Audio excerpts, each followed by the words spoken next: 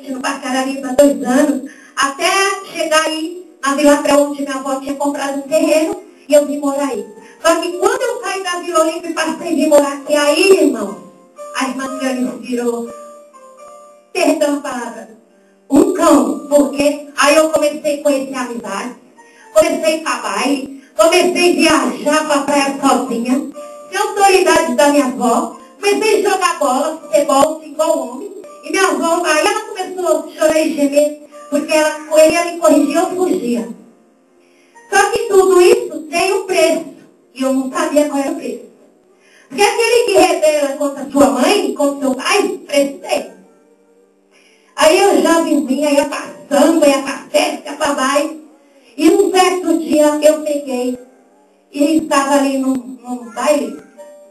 Eu estou contando assim, depois eu volto lá na macumbaria. É que eu vou passar um pouquinho, mas Deus me lembrou que eu aqui do comecinho, tá bem?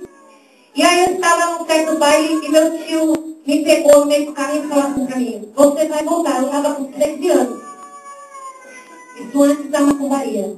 E eu falei, não vou voltar não, você não é meu pai. Aí ele falou, você vai voltar. Você vai voltar porque assim vai acontecer coisas feias, coisas feias. E se você estiver no meio, você pode também acontecer com você. Aí eu falava, ai, eu não devo nada para ninguém, mas porque eu era muito bocuda e mal criada. E até hoje eu sou, eu venho pedindo para Deus tirar. Porque eu me reconheço, eu sou cristã, mas o cristão fiel a Deus é aquele que reconhece o que é. Não sou cristã, cara, amém? Venho pedindo para Deus tirar a rebeldia, teimosia, malcriação. Às vezes eu até respondo mal, se um irmão fala uma coisa, eu respondo ali, e eu vejo que eu respondi com malcriação, mas depois eu peço perdão a Deus também, porque ninguém é perfeito. E aí ele desceu do carro e me colocou dentro do carro dele, e me trouxe, eu me esperneando. Mas bem mal sabia eu, irmão, que ali naquele dia ia ter uma matança, que foi morto 8 pessoas. E no meio das 8 pessoas, tinha amigos meus, que eu conversava. Porque era um tempo, não sei se a irmã Silvia e o pastor devem lembrar. E a Sueli também que morou ali para meio. O Barcarari, uns anos atrás, era uma matança danada, pelos 7 passos. Amém? E você devendo ou não devendo, você estava perto, você ia. E como ele sabia disso, eu não sei se está dizendo não, mas eu sei que ele foi em minha outra casa. E no outro dia saiu, antes de sair para trabalhar cedo, eu liguei o rádio, e no outro dia saiu o rádio no Gil Gomes falando. E naquele dia tinham matado 8 pessoas, foram empilhando, irmão, foi coisa feia. E aí na hora que eu estava saindo, meu tio pegou e falou assim, chegou e falou assim, cadê sua filha teimosa, com a minha avó? Aí ela falou, até ela vai para ir trabalhar. Aí ele falou, você ouviu aí na noticiário, você viu o que aconteceu? Aí eu falei, eu vi. Ele falou, então, você poderia nessa hora cair naqueles corpos, porque você... Aí eu virei para ele, mas eu não devo. Ele falou, você não deve. Mas se você andar com pessoas erradas e estiver na hora errada, você vai. Tá bom, aí eu continuei a minha vida na luta. Aí saí, aí a criança foi crescendo e se encontrou na macumbaria, na feitiçaria. Aí foi coisa. Foi coisa que o diabo fazia as coisas para os outros, a minha vida só destruída. Só destruída, não. E aquela mulher que se vira mãe disse, eu falava, se você sair, você vai morrer, pra mim. Então, isso aí eu fiquei da idade de 15 anos até os 29.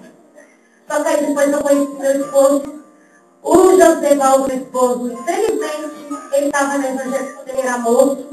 Ele conheceu o evangelho durante 6 anos. E aí, quando ele me conheceu, ele já não se encontrava no evangelho mais. E aí, Deus fez aquela união maravilhosa, que eu falo que é de Deus. Porque quando eu conheci ele, morava eu, minha avó, minha mãe e minhas irmãs, tudo solteira. Só que tinha um problema, a irmã Cleonice já tinha filho. Amém? A irmã Cleonice tinha filho. E as nossas irmãs não tinham. Mas o Josevaldo se engraçou com as minhas irmãs, se engraçou comigo, que já tinha um filho. Mas eu, calejada da vida, falei pra ele, ó, eu não quero saber de namorinho não. Meu negócio é sério, tá? Porque se for pra você vir e pegar e fazer o filho deixar jogada, melhor eu não trabalhar com ninguém não. Ele falou, não, eu quero coisa séria com você. E aí Deus fez a união de nós dois. Eu fui morar com ele, eu tinha 22 anos. Já me encontrava com a minha filha mais velha, com 1 aninho e meio, que hoje tem 22 anos. E aí foi, mas deu na macumba. E o chato que podia na minha vida. Aí meu esposo pegou esse esposo e falou, você tem que largar isso aí, que você está acabando com a sua vida. Mas eu não limpava a casa, não fazia nada. Era 24 horas que eles capetam em cima de mim. A casa cheia de gente, depois daqueles demônios. Entendeu? E aí quando eles foram embora, eu comecei morrendo de dor. Aí o esposo virou o bicho. Começou a beber, quebrar tudo dentro de casa. Aí eu falava, mas você acha isso? Esses negócios dos outros que a minha vida destrói? Mas sabe por que eu estou falando isso? E talvez no meio da gente, tem alguém que a gente está nesse lugar pensando que aquele espírito ajuda. Não ajuda, não. Ele ajuda a destruir a vida da gente. Sabe por que eu digo isso? Porque aí um certo dia, o meu esposo chegou do bar e me pegou, e me bateu, e me judiou, e essa veinha aqui no pescoço subiu. Fez assim, ó, irmão. Aqui saltou, com a bola desse tamanho. Aí eu saí correndo, para não morrer, né? Então, cadê o capeta aí para descer? Aí eu disse para vocês, cadê o demônio? Que ajuda eu nessa hora, se não é Deus, hein? Se tivesse um plano na minha vida para mim estar aqui hoje falando, né? Estaria morta. E aí passou o tempo, foi passando. Aí meu esposo, nós moramos ali no Vadeiro de 10 anos. E eu tinha umas colegas minhas que iam lá no Espiritismo, onde eu mexia. Depois elas mesmo saíram do Espiritismo e foram para a igreja. E aí uma colega minha falava assim para mim, eu ainda hei de ver você lá na minha casa, dando glória a Deus. Aí eu ria, porque eu tinha um capeta para lá, né? Falava, eu? Eu não.